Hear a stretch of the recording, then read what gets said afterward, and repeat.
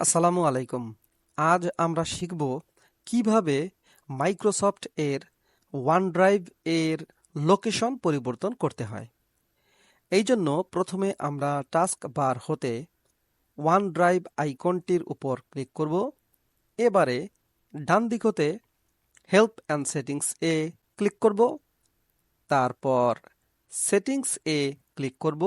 এরকমের একটি pop up message দেখাবে, সেখানে এখানে ক্লিক করব। এবারে এখানে ক্লিক করব। আমাদের প্রথম ধাপের কাজ শেষ।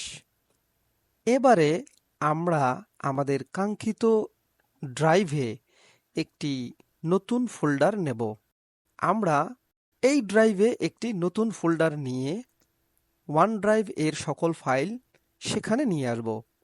এই জন্য আমরা একটি ফোল্ডারকে রিনেম করে নেব, অথবা আপনি চাইলে একটি নতুন ফোল্ডার নিতে পারেন।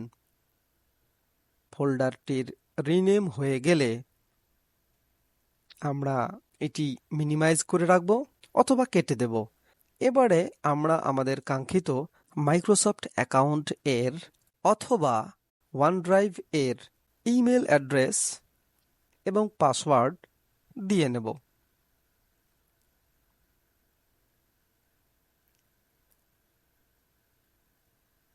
পাসওয়ার্ড দেয়া হয়ে গেলে আমরা সাইন ইন অপশনে ক্লিক করব।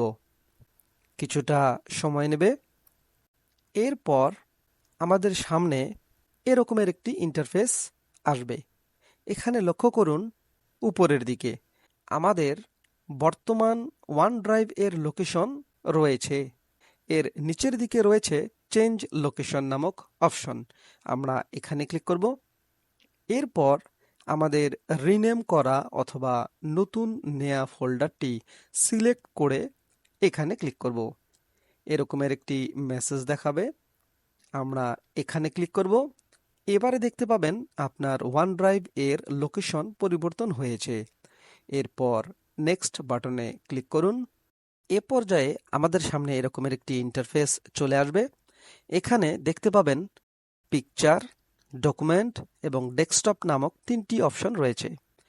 নিচের দিকে লক্ষ্য করবেন আমাদের জন্য OneDrive এর পক্ষ থেকে 5 জিবি স্টোরেজ রয়েছে। তাই আমরা ডেস্কটপ এবং পিকচার এই দুটি অপশন বাদ দিয়ে শুধুমাত্র ডকুমেন্ট ফোল্ডারকে সিনক্রোনাইজ করব। এরপর এখানে ক্লিক করব, আবারও এখানে ক্লিক করব, আবারও নেক্সট ক্লিক করব। এরপর এরকমের ইন্টারফেস দেখাবে। আমরা আপাতত আমাদের স্মার্টফোনে OneDrive অ্যাপ চাচ্ছি না, তাই আমরা লেটার অপশনে ক্লিক করব। এরপর ওপেন মাই OneDrive ফোল্ডার নামক অপশনটিতে ক্লিক করলে আপনার পরিবর্তিত লোকেশনে OneDrive এর ফাইল ফোল্ডারটি দেখতে পাবেন। এভাবে আমরা OneDrive এর লোকেশন সি ড্রাইভ হতে অন্য যে কোনো ড্রাইভে নিতে পারি। আশা করছি পুরো বিষয়টি আপনি বুঝতে পেরেছেন। এতক্ষণ সাথে থাকবার জন্য ধন্যবাদ।